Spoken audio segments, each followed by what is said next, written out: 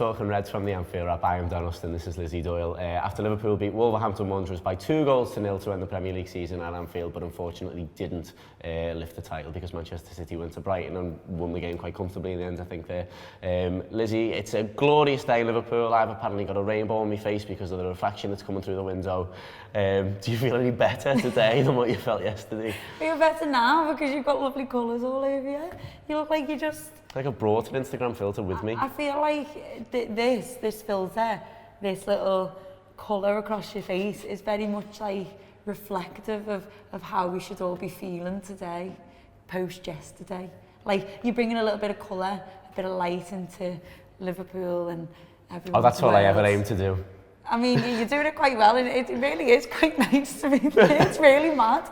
I felt like we'd won the league anyway when George Shefton actually played Believe by Cher in the ground before kick-off. I don't know if you listened to the free Weekend show last week, but that was my superstition from about mid-March onwards, that if you played that song before kick-off, Liverpool would always win the game, basically. And they did win again, and it's really... It's worked. It worked in that sense. But God, that minute there where Brighton were ahead, I really thought we were going to do it, you know. It was literally the best minute of your life, weren't it? It was harsh.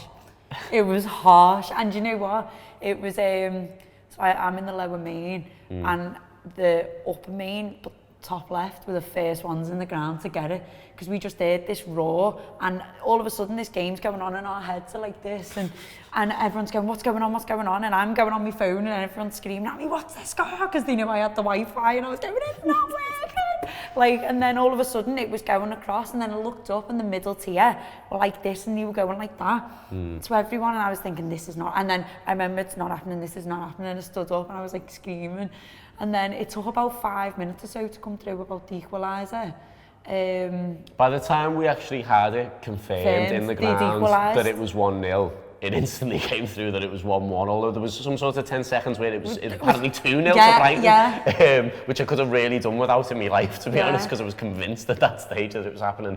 They've sacked their shooting today, Brighton, and I'm happy about it, quite frankly, because the prick should have lasted longer at 1-0 up than 60 seconds.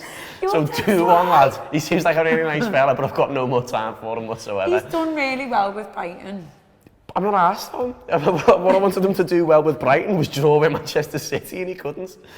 That's all I care about. That's what the conversation was then? Yeah, Someone said, listen, lad, you've got to get a result. You've got to stop them from winning the league, otherwise you're sacked. Chairman pulled him in and went, been had off by Guardiola for the league title, have you? Fuck off, lad. 2-1. Do you reckon they played Share Believe in the dressing room? Maybe they didn't, and that's why it didn't happen. Maybe that was the thing that I actually needed to do. Not get George to play it, but get whoever the Amex Stadium like PA fella is to play it instead. Company's there going, hang on. Isn't that the song all them love and think that it's like spiritual for them? Bloody hell, this is going to be graft today. And he would have got done 5-0. And Chris Hughton would have got a new contract. He would have been Liverpool manager. Do you know what the best thing was about the George Shefton thing? It's like, there was a couple of tweets online going, why is George Shefton playing Share Believe on Saturday night by Wakefield? And everyone was dead confused. But I tweeted George and he was like, and he tweeted back basically saying, a lot of people ask for these songs. I was in the concourse, and because it was still about 10 minutes to go, so I was giving it 5 minutes before I went up, and I just heard that after love, like in the background, like the dead slow bit, and I'm with my brother, and I was like, oh my god, and he's going, what's up with you? And I went, Michael, oh my god. So I legged it upstairs, and I was behind the stewards, and I was like, they're playing shit, and he's literally looking at me going, are you okay, love? And I was like, yeah, I'm fine. I was filming, he's going, you can't stand here. I was going, listen, they're playing Share Believe, I can't stand here. Long story, but this is the best moment of my life. They didn't understand it, but I was just seeking out you in the car, thinking what your energy and your moment was like. Well, I was having a great time. Like, you deserved it. You know, if we weren't going to win the league, at least have that moment. You did deserve that moment. Yeah. They didn't win the league. I've been all right with it basically since yesterday. I think because of Tuesday night. I think if we hadn't gone through against Barcelona, and that was the last game that you got to see these players play, and it all sort of amounted to nothing. I would have been in an awful state, quite frankly. But the knowledge that is still to come, I think, has sort of seen me through. How is your mood? Yeah, I was the same. I mean, I think it was really quite weird yesterday, it was a really weird feeling. I think going into the ground, everyone seemed in really good spirits, but I think that was because of Tuesday. I don't think it's because people thought we were going to win the league. I think it was off the back of that big night, and it gives you that extra hope. And I'm like you, thank God we're in the Champions League, because it just feels like this season cannot come to an end. Imagine if that was it yesterday, and we had nothing left to go for after the journey and everything we've been on, and I just can't imagine it. Like I would have felt a bit lost. I made me peace really with seconds a while ago, but I felt like I really quite confirmed it after the Leicester game. Okay. Other than though that minute was the cruelest minute of my life. I only made me peace with it when Ilkay Gundogan made it 4-1, to be completely honest with you. Yeah, I suppose you're right, but no, the 3-1 I think it was. Mahrez 3-1, I think it was. If they managed to get to 2-1 and it was about 70, I would have taken it. Even a 3-1, I was like, all we need is another one off Murray's shoulder here, and then there's a Navy last 5, and who knows what will happen. It's the hope that kills you. I enjoyed having the hope. I know people say it. I know people say it's the hope that kills you, but I went to the ground buzzing yesterday that it could happen. I was flying. I was really flying. Yeah, and even though it didn't, I'd much rather that we went into it thinking there was a shot rather than we just went and had this really lamentful 90 minutes where none of us even really wanted to be there, and we were just thinking about Madrid and stuff. The fact that we went in and we had a footy team that we were dead proud of, and that is brilliant. And they played, fairly well for certainly the first half of the game yesterday, that we could sing and shout about, and it meant something. It was great because it meant there was a lot of defiance in it, there was a lot of pride. There was still a lot of happiness, like even at the end when they were coming around and doing the lap of honour with their million children on the pitch. They do like to have children, don't they? There's loads of times in between training sessions, so they must just not bother to go and buy Johnny's from Tesco or anything and just spend it shagging in the meantime. That must be how they get between sessions. Yeah, they maybe Klopp recommends it. Maybe he's like, right, we've done all the ball work and the business. Your own. Oh wow, better than a league title that. Yeah, video analysis is all done, lads. you go home and make some more kids, come on. We've got some spaces in the academy there. Hey, Mo Salah's daughters got a shout for it. That was nice, wasn't it? Oh, it was lovely. What a moment that was. It was so lovely. And I didn't see the video of Salah till I got home yesterday, and the beam and smile on his face. Have you seen it? I haven't. Oh, it's great. If you get a chance to watch it, they literally focus on Salah and he's just smiling. And at one point he goes to get it and he goes, nah, I'll just leave her. And she took a moment, to be fair, so I thought she was great. But it was a good time to be a Liverpool fan yesterday, no matter what. For me, it was really quite strange, because I don't know about you're probably the same as me.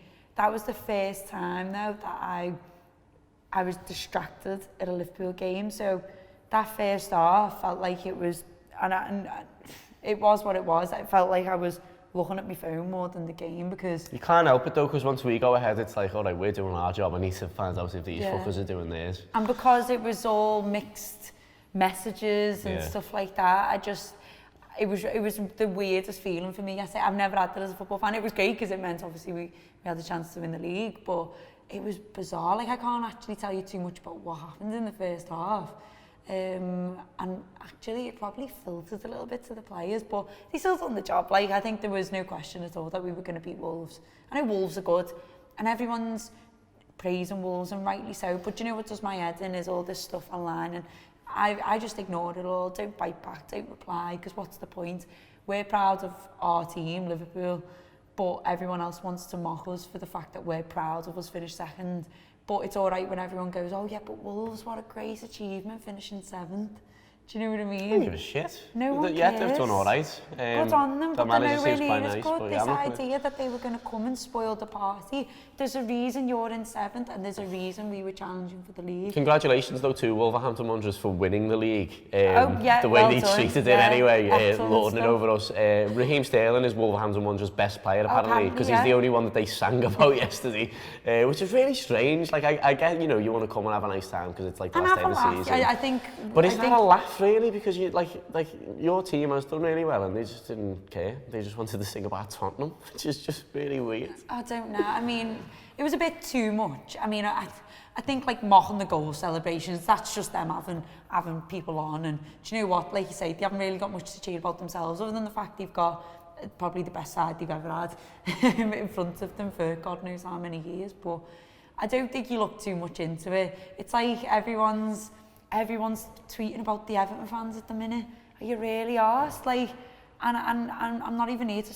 I'm not even bothered. Like, there'll be people watching this. There will be Evertonians, there will be Manchester City fans. But that's fine. I expect it from Everton. You know what? Yeah, enjoy it because, like, I actually don't mean this thingy. But if that's what you want to go and enjoy, be my guest. And you're going to have to hide for 3 months in the summer after Madrid as well. So very much take this as your win now if you're watching this. I'll take it from Everton. I'll take it from Man United, and I'll take it from City because they beat us. Like, I'm absolutely fine with all of that. Like, I don't really care.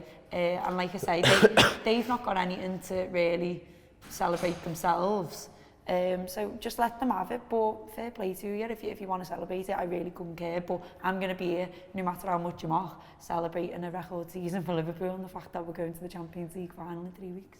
I've been holding that coffin ever since we started this. You know, we're all really unwell. I'm a little bit broken. Like, I don't feel good at all. It's been a very difficult last few weeks since sort of pre-Barcelona away. I think everyone's had like a bit of lurgy and then has just been out drinking because Liverpool might have done the double ever since then.